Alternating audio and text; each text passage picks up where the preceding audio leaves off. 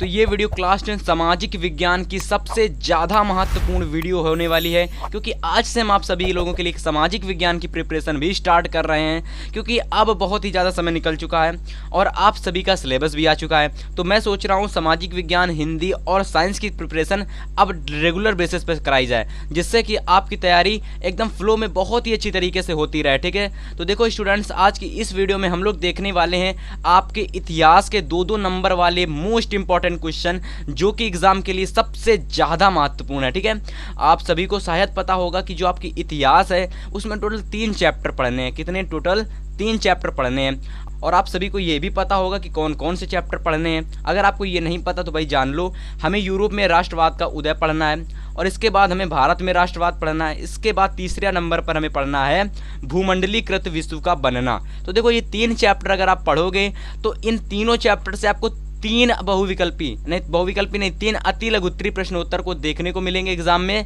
जिनके लिए आपको 6 नंबर मिलेंगे, यानी कि एक क्वेश्चन 2 नंबर का। तो 3 क्वेश्चन इस प्रकार से कितने हो गए? 6 नंबर के। अगर आपको ये 6 नंबर प्राप्त करने हैं तो आपको ज़्यादा से ज़्यादा क्वेश्चन की प्रैक्टिस करनी होगी। ठीक है, चैप्टर पढ़ने से कुछ नहीं होता। मैं आपको बता दूं, चैप्टर पढ़ने से कुछ नहीं होता, क्योंकि जब स्टूडेंट्स के सामने क्वेश्चन आते हैं तो वो लोग आंसर नहीं दे पाते हैं। इसलिए कह रहा हूँ ज़्यादा से ज़्यादा प्रैक्टिस करो, तब आपके आंसर जो होंगे वो आपको अच्छे से याद होंगे। ठीक है, तो देखो आज की ये वीडियो आप सभी के लिए काफ़ी इंपॉर्टेंट होने वाली है, क्योंकि इस वीडियो में मैंने जितने हो सके उतना प्रयास किया आप सभी के लिए कि देखिए आप सभी को मैं इतने क्वेश्चन लेकर आ गया हूं इस वीडियो में कि आप लोग आसानी से याद कर लोगे, आपको दूसरे दिन याद करने की कोई जरूरत नहीं पड़ेगी। ठीक है, तो देखो सबसे पहला हमारा जो क्वेश्चन है वो है कि राष्ट्रवाद से आप क्या समझते हो। ठीक है, क्योंकि पहले चैप्टर और दूसरे चैप्टर में राष्ट्रवाद की बात की गई है, इसलिए हम लोग राष्ट्रवाद को भी समझ लेते हैं कि राष्ट्रवाद आखिर में क्या होता है स्टूडेंट्स। ठीक है, चलिए तो आप लोग समझिएगा राष्ट्रवाद क्या होता है। वैसे तो आप सभी में से काफ़ी सारे स्टूडेंट्स राष्ट्रवाद का मतलब समझते होंगे कि आखिर में राष्ट्रवाद होता क्या है। तो भाई देखो यहाँ पर आप लोगों को, तो देखो जिसको नहीं पता वो जान लो भाई कि वह शासन प्रणाली जिसके अंतर्गत हम लोग यानी व्यक्ति अपनी बातों को सरकार से कह सकें तथा जिसमें राजनीतिक, सामाजिक व आर्थिक एकीकरण संभव हो, उसे हम लोग कहते हैं या फिर उस व्यवस्था को हम लोग कहते हैं राष्ट्रवाद। यानी समझने का मतलब है जैसे कि वह शासन प्रणाली, जैसे कि हम लोग अपनी बातों को कह लें, हमारे लोग, हमारे माता पिता, हमारे यहाँ के जितने लोग हैं ना, वो सरकार से अपनी बातों को कहते हैं, भले ही सरकार उनकी बातों को ना पूरा करे लेकिन कहते तो है ना। तो जहाँ पर इस प्रकार की शासन प्रणाली या फिर जहाँ पर इस प्रकार की व्यवस्था चलती है ना, उस व्यवस्था को हम लोग कहते हैं राष्ट्रवाद।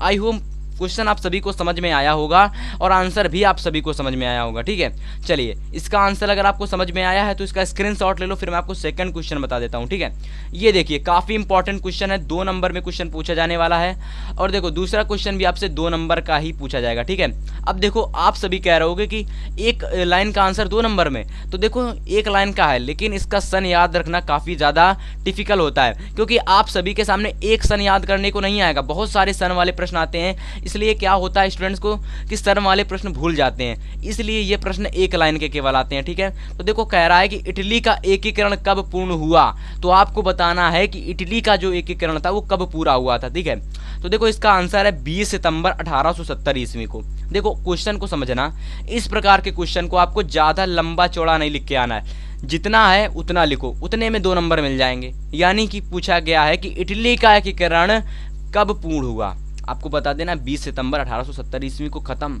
इसके बाद आपको कुछ भी नहीं लिखना, अगर आप इसके बाद लिखोगे नंबर भी उतने ही मिलेंगे और टाइम भी इन्वेस्ट होगा। तो मेरी आपसे यही एडवाइस होगी कि आप लोग कितना जो भी प्रश्न में पूछा जाए सन से संबंधित, सन लिखो, तारीख लिखो, महीना लिखो, काम खत्म करो। ठीक है, आगे देखते हैं क्वेश्चन नंबर 3। क्वेश्चन नंबर 3 क्या कह रहा है, चलिए क्वेश्चन नंबर 3 पढ़िए। क्वेश्चन नंबर 3 कह रहा है, जो कि लिया गया है आपके चैप्टर नंबर 1 से। क्या कह रहा भैया? फर्स्ट चैप्टर से लिया गया यूरोप में राष्ट्रवाद का उदय। कह रहा है कि किस प्रसिद्ध फ्रांसीसी चित्रकार ने 4 चित्रों की श्रृंखला बनाई। तो बहुत ही ज़्यादा इंपॉर्टेंट क्वेश्चन है, आप सभी के लिए VMP है, क्वेश्चन देखने को मिल सकता है एग्जाम में। ठीक, आप सभी को। तो देखो क्वेश्चन क्या कह रहा है कि किस प्रसिद्ध फ्रांसीसी चित्रकार ने 4 चित्रों की श्रृंखला बनाई।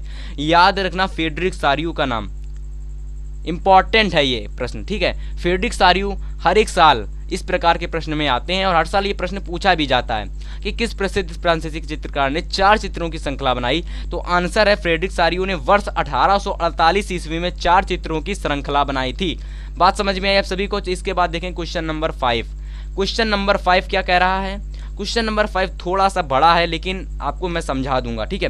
कह रहा है कि साइमन कमीशन का गठन क्यों किया गया था, यानी जो साइमन कमीशन था इसका गठन क्यों किया गया था, ठीक है। इसका आंसर आपको कैसे लिखना है चलिए देखेंगे हम लोग। देखिए जितने क्वेश्चन बता रहा हूँ सबका स्क्रीनशॉट लेते चलना, मैं बार बार नहीं कहूँगा स्क्रीनशॉट के लिए। हाँ, तो इसका आंसर आप लोग लिखोगे कि साइमन कमीशन जॉन कमीशन के अंतर्गत गठित किया गया था, यानी कि उसके नेतृत्व में गठित किया गया था, या फिर समझ सकते हो उसके अंतर्गत गठित किया गया था। तो इस प्रकार से आपको लिखना है कि यानी कि साइमन कमीशन जॉन कमीशन के नेतृत्व में या फिर अंतर्गत गठित किया गया था। इसका मुख्य उद्देश्य भारत में संवैधानिक व्यवस्था के कार्य की समीक्षा करना और सुझाव देना था। 2 कामों के लिए ये भैया लागू हुआ था भारत में कि इसका क्या कार्य था। सबसे पहला कार्य था कि संवैधानिक व्यवस्था के कार्य की समीक्षा करना और सुझाव देना। किसका सुझाव देना? संवैधानिक व्यवस्था की सुझाव देना था और उसकी समीक्षा करना था। किसका? साइमन कमीशन का ये काम था। आगे देखेंगे नेक्स्ट क्वेश्चन कह रहा है जो कि बहुत ज़्यादा इंपॉर्टेंट है, चैप्टर नंबर 2 का, भारत में राष्ट्रवाद का। कह रहा है कि चौरी चौरा की घटना का क्या प्रभाव पड़ा, किस पर प्रभाव पड़ा, क्या प्रभाव पड़ा, किस पर पड़ा। इस प्रकार से भी प्रश्न पूछ सकता है कि चौरी चौरा का घटना का प्रभाव किस पर पड़ा। तो याद रखना भैया महात्मा गांधी पर, ठीक है। अब देखो महात्मा गांधी पर तो पड़ा, लेकिन इसका सबसे बड़ा जो प्रभाव पड़ा था ना असहयोग आंदोलन पर, क्योंकि इसके चलते यानी इसके होते ही इन्होंने असहयोग आंदोलन को स्थगित कर दिया था, यानी कि बंद कर दिया था। क्वेश्चन पढ़ो क्या कह रहा है, एक बार मैं बता देता हूँ, एक बार में आपको क्वेश्चन समझ में आ जाएगा, एक बार में, ठीक है। क्या कह रहा है? चौरी चौरा यानी कि चौरी चौरा की घटना से क्षुब्ध यानी कि दुखी, यानी क्षुब्ध का मतलब नाराज तथा दुखी होकर महात्मा गांधी ने असहयोग आंदोलन को स्थगित कर दिया। एक बात को याद रखना, आपको क्या याद रखना? चौरी चौरा की घटना से दुखी तथा नाराज, या फिर आप लोग लिख सकते हो कि क्षुब्ध तथा दुखी होकर महात्मा गांधी ने असहयोग आंदोलन को स्थगित कर दिया। बस इतना ही लिखोगे, नंबर मिल जाएंगे, ठीक है। आगे देखते हैं इसको, क्वेश्चन को समझ में आया कि नहीं आया। देखो भाई बहुत आसान प्रश्न था। एक घटना थी चौरी चौरा, और ये घटना कहाँ पर हुई थी आपको आप सभी को पता भी होगा। अब देखो ये जो घटना हुई थी इसके चलते जो आपके महात्मा गांधी थे ना, इन्होंने भैया क्या किया था, असहयोग आंदोलन को स्थगित कर दिया था कुछ समय के लिए, जिससे कि माहौल जो है बराबरी पर आ जाए, ठीक है, यानी कि माहौल ठीक ठाक हो जाए फिर से, ठीक है। आगे देखते हैं क्वेश्चन नंबर 6। क्वेश्चन नंबर 6 क्या कह रहा है? क्वेश्चन नंबर 6 कह रहा है कि रेंडर पृष्ठ की परिभाषा दीजिए। रेंडर पृष्ठ क्या था?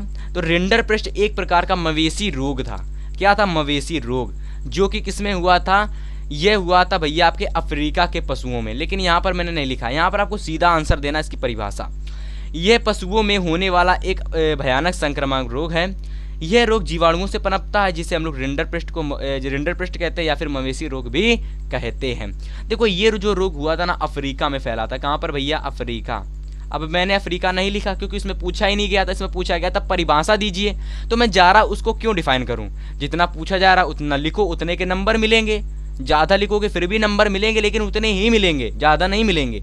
तो ये आपको आंसर लिख के आना है कि ये पशुओं में होने वाला एक प्रकार का भयानक संक्रामक रोग है, और इस रोग को हम लोग मवेशी रोग कहते हैं, और इसे हम लोग क्या कहते हैं? रेंडर पृष्ठ। ठीक है भैया, समझ में आया। आगे देखते हैं क्वेश्चन नंबर 7।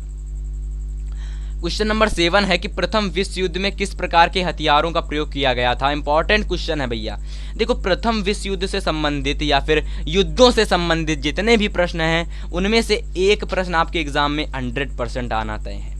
अब आप कहेंगे क्यों? क्योंकि भैया ये निश्चित रहता है कि एक सन से आएगा, एक भैया आपके युद्ध से संबंधित आ जाएगा, और एक आ जाएगा आपका जानकारी से, ठीक है, जानकारी या परिभाषा से संबंधित, ठीक है।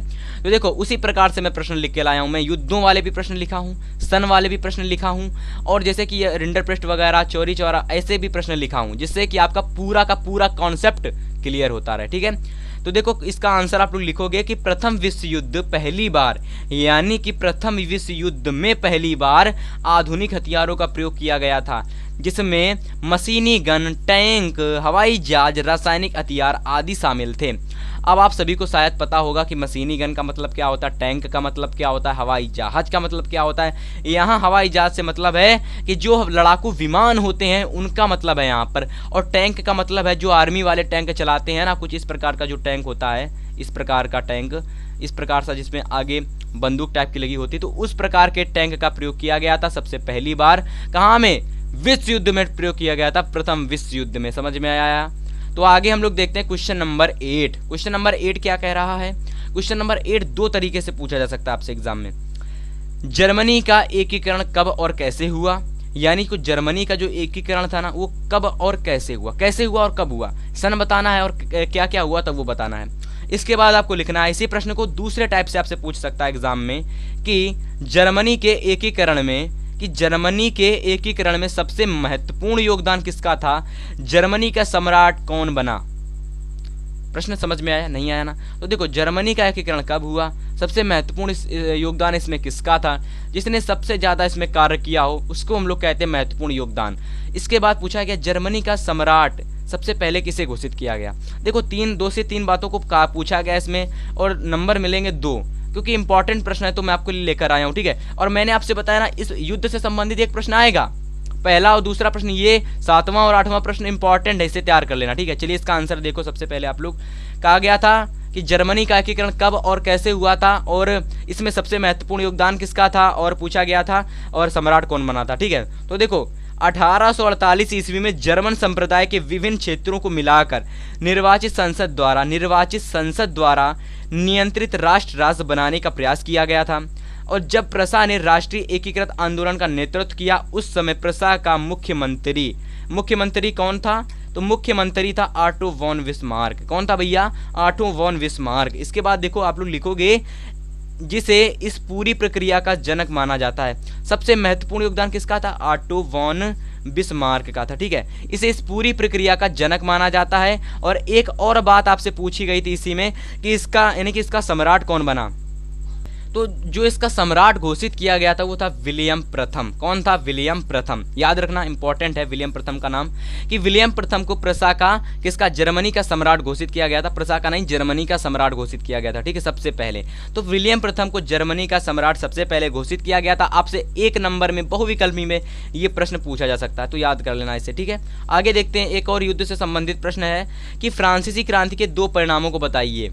जो फ्रांसीसी की क्रांति हुई थी ना उसके 2 परिणामों को हमको बताना है, 2 परिणामों को। ठीक है, तो देखो पहला परिणाम था कि फ्रांसीसी क्रांति ने पुराने राजशाही आदेश पर सवाल उठाए और एक लोकप्रिय राष्ट्रवाद के विकास को प्रोत्साहित किया। देखो पहला पॉइंट समझ में आया आप सभी को, यानी जो फ्रांसीसी क्रांति हुई थी ना उसने पुराने राजशाही जो परिवार थे ना उस पर आदेश उठाए और सवाल भी उठाए और एक लोकप्रिय राष्ट्रवाद के विकास को प्रोत्साहित किया था। ठीक है, समझ में आया? इसके बाद देखो कुछ पॉइंट नंबर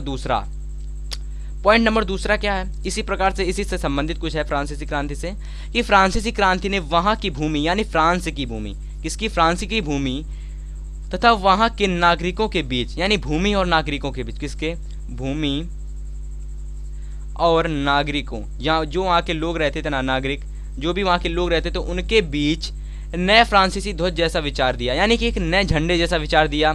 इसके बाद देखो आप लोग लिखोगे इसने सभी नागरिकों के लिए एक समान कानून के साथ, यानी एक समान कानून के साथ केंद्रीकृत प्रशासनिक प्रणाली की शुरुआत की। इंपॉर्टेंट प्रश्न था ये और थोड़ा सा लेंदी भी था। आप सभी लोग सोच रहे होगे कि 2 नंबर में इतना बड़ा क्वेश्चन तो हो सकता पूछ लिया जाता है एग्जाम में। ठीक है, और इसे तैयार कर लें आप लोग, स्क्रीनशॉट ले लो फटाक से। देखो जैसे मैं क्वेश्चन लाया करूं तो उसी समय अगर स्क्रीनशॉट ले लोगे तो आप सभी को ये जो मैं पेन वगैरह चलाता हूं, स्केच वगैरह चलाता हूं, तो ये आपको नहीं मिलेगा। ठीक है, जैसे मैं आऊं तुरंत आप लोग स्क्रीनशॉट ले लो, इससे आपके नोट्स बन जाएंगे। ठीक है, आगे देखते हैं लास्ट क्वेश्चन जो कि युद्ध से संबंधित है, आप लोग इसे तैयार कर लेना, इंपॉर्टेंट है कि 1871 ईस्वी में जर्मन का सम्राट किसे घोषित किया गया था। अभी मैंने आपको बताया था, जस्ट अभी थोड़ी देर पहले, इससे पहले क्वेश्चन आया था उसमें मैंने आपको बताया था कि 1871 ईस्वी में तो नहीं बताया था मैंने, लेकिन हाँ जर्मनी का जो वो हुआ था एकीकरण उसको मैंने बताया था उसमें। तो जो 1871 ईस्वी में जर्मनी का सम्राट घोषित किया गया था ना भैया, वो थे विलियम प्रथम। समझ में आया?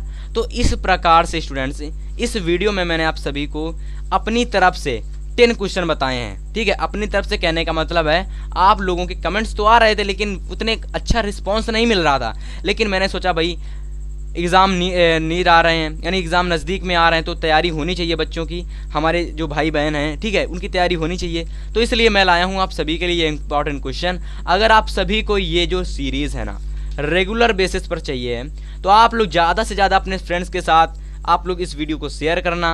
अगर आप चलो चैनल पर पहली बार आए हो तो चैनल को सब्सक्राइब भी कर लेना। और इस वीडियो का लाइक एम हम रखते हैं 100 लाइक्स। अगर हो सकेगा तो आप लोग इसे पूरा करवा दोगे, अगर आपको वीडियो चाहिए होगी नेक्स्ट, ठीक है। तो अब हम मिलेंगे आपसे नेक्स्ट वीडियो में, तब तक के लिए गुड बाय, गुड लक।